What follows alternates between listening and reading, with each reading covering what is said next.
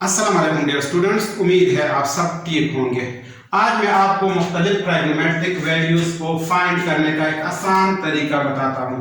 यहाँ पे मैंने एक बाया हाथ बनाया हुआ है और हर फिंगर के सामने यहाँ पे मैं मुख्तलिफ एंगल्स लिख लेता हूँ। सपोज ये 0 डिग्री है, ये 30 डिग्री है, ये 45 डिग्री है, ये 60 डिग्री है और ये 90 डिग्री है।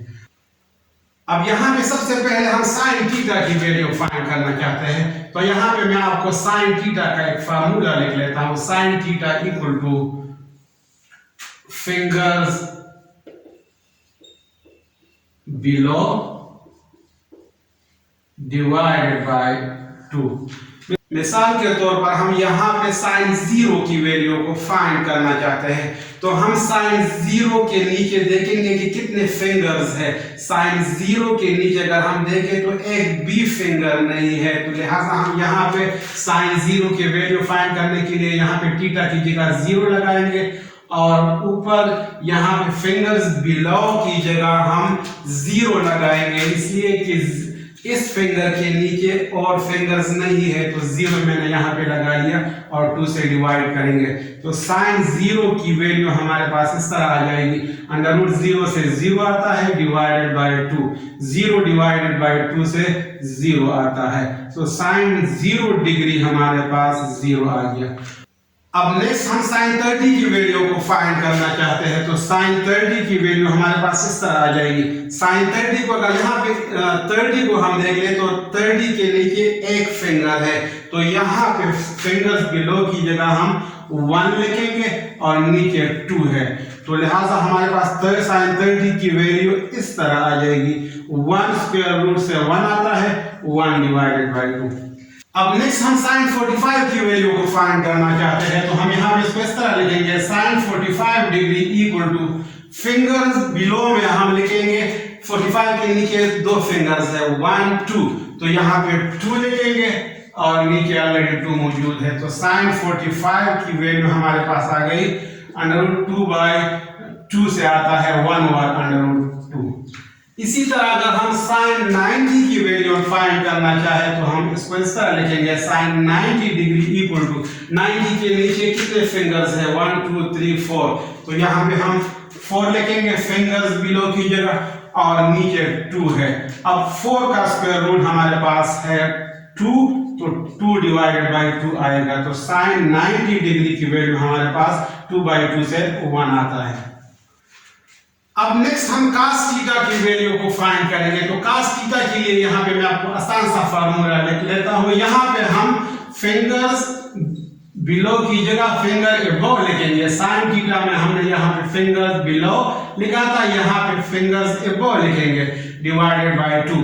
तो cos 0 हम फाइंड करना चाहते हैं, तो यहाँ पे हम लिखेंगे cos 0 डिग्री इक्वल टू, अब 0 के ऊपर कितने फिंगर्स है 1 2 3 4, तो हम यहाँ पे लिखेंगे 4 डिवाइडेड बाय 2, तो cos 0 डिग्री हमारे पास इस तरह आ जाएगा। cos 0 डिग्री इक्वल टू 4 का स्क्वायर रूट 2 है, 2 डिवाइडेड बाय 2, 2 डिवाइडेड बाय 2 से आता है हमारे पास 1। अब नेक्स्ट हम 60 की वैल्यू को फाइंड करना चाहते हैं। cos 60 की वैल्यू हमारे पास होगी cos 60 डिग्री इक्वल टू 60 के ऊपर सिर्फ एक फिंगर है, तो यहाँ पे अंडर रूट में फिंगर्स अबव में हम 1 लिखेंगे और नीचे 2 है। अब 1 का स्क्वायर रूट हमारे पास क्या है, 1 का स्क्वायर रूट हमारे पास 1 है, सो 1/2 हमारे पास cos 60 की वैल्यू आ गई। अब अगर हम cos 90 को फाइंड करना चाहे तो हम इसको इस तरह लिखेंगे। cos 90 डिग्री इक्वल टू, यहाँ पे 90 के ऊपर एक भी फिंगर नहीं है, तो लिहाजा हम यहाँ पे फिंगर अबव की जगह 0 लिखेंगे डिवाइडेड बाय 2। अब cos 90 की वैल्यू हमारे पास आ गई, 0 डिवाइडेड बाय 2 से 0 आता है। अब नेक्स्ट हम टेंजेंट थीटा की मुख्तलिफ वैल्यूज को फाइंड करना चाहते हैं, तो टेंजेंट थीटा के लिए मैं यहाँ पे फार्मूला लिख लेता हूँ। Tangent theta equal to under root fingers below divided by under root fingers above। अब मिसाल के तौर पर टेंजेंट 30 की वैल्यू को हम फाइंड करना चाहते हैं, तो टेंजेंट 30 हम यहाँ पे लिखेंगे। Tangent 30 degree equal to fingers below में हम लिखेंगे 1, इसलिए कि 30 के नीचे एक फिंगर है तो यहाँ पे हम 1 लिखेंगे, 1 स्क्वायर रूट, और यहाँ पे फिंगर्स अबव में हम लिखेंगे 30 के ऊपर 3 फिंगर्स है, 1 2 3, तो यहाँ पे 3 अंडर द रूट हम लिखेंगे। तो टेंजेंट 30 की वैल्यू हमारे पास आ गई, 1 का स्क्वायर रूट 1 आता है और अंडर रूट 3 हम इसी तरह ही लिखेंगे।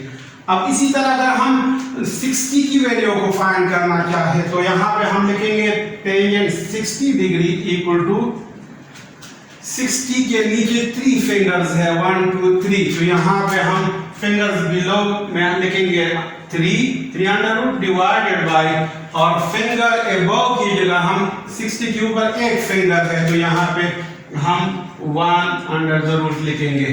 तो टेंजेंट 60 की वैल्यू हमारे पास आ गई under root 3 divided by under root 3 से, डिवाइडेड बाय अंडर रूट 1 से हमारे पास 1 आता है, तो टेंजेंट 60 की वैल्यू हमारे पास आ गई अंडर रूट 3। तो इस तरह ये आसान तरीके इस्तेमाल करके हम हमेशा के लिए ट्राइगोनोमेट्रिक वैल्यूज को याद रख सकते हैं। शुक्रिया।